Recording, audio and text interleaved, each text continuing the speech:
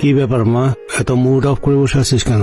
আমি জানতে চাই, এত জায়গা থাকতে তুমি কুসুমপুর কেন যাচ্ছ? ওইখানে কি আছে?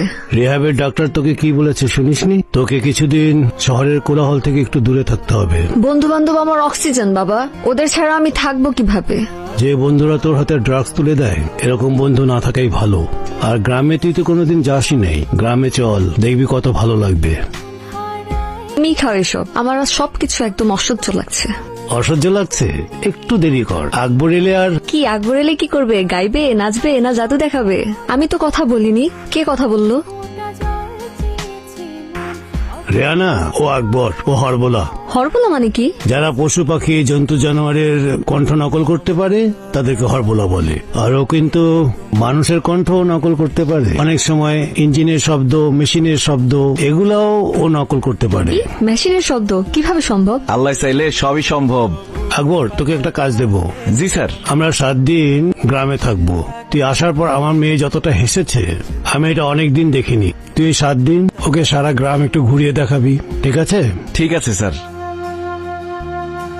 একবার ভাই আমার একটা উপকার করে দাও না ভাই। কি হয়েছে? পাওনাদার ফোন দিতে দিতে আমার পাগল বানাই লাইতেছে ভাই। ওর ফোনটা তুই একটু রিসিভ কর। মানে আমার বউয়ের কণ্ঠে নকল করে কথা বইলা 1 বছর টাইম বাড়াই নে ভাই। এইসব পচা কামে আমি নাই, যা।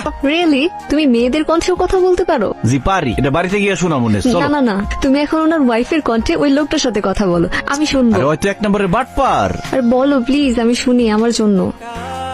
লাউড স্পিকারে দাও না। হ্যালো, সোহেল তো বাজারে গেছে, আমি চুমকি, তোমার ভাবি। ভাবি, আপনি চমকে তাতে আমার কি? আমার টাকাটা লাগবে, সোহেলের দেন ফোন। আরে টাকার হিসাব তো তুমি সোহেলের সাথে করবা, তার আগে একটা কথা কও। কালকে রাতেই তোমার স্বপ্ন দেখলাম, আর আজকে তুমি ফোন দিলা, ঘটনা কি? ভাবি, আপনি আমার স্বপ্ন দেখছেন? এই দুষ্টু, আপনি করতেছো কেন? সোহেল তো বাড়িতে নাই, তার চেয়ে চলো আমরা দুজন দুষ্টু দুষ্টু কথা বলি। সবকিছুর পরেও তো আপনি আমার ভাবি, তাই না? বিয়ে শাদের অনুষ্ঠানে দেখা হইলে তুমি যা যা করো, ওইটা কি মানুষ ভাবির সাথে করে? তোমার চোখ যে কই কই থাকে সেটা মনে করছো আমি বুঝি না? এইগুলো তুমি ফলো করো না? তোমার মতো পুরুষ মানুষের চোখের ভাষা আমি ভালোই পড়তে পারি। মাইতে আসো না কেন, গল্প করতাম। কি বলো তুমি? কইলে আমি কালকে আমো। আরে না না, কালকে না, আগে তোমার বন্ধুরে বিদেশ পাঠানোর ব্যবস্থা করি, তারপরে। কি সোহেল বিদেশ চলে যেতেছে? টাকা জোগাড় হইলেই যাইবো, বাকি আছে এখনো 2 লাখ টাকা। 2 লাখ টাকা জোগাড় হয়ে গেলেই আগামী মাসে সে সৌদি আরব চলে যাইবো। এরপরে তুমি যখন খুশি তখন আমার বাড়িতে আসতে পারবে।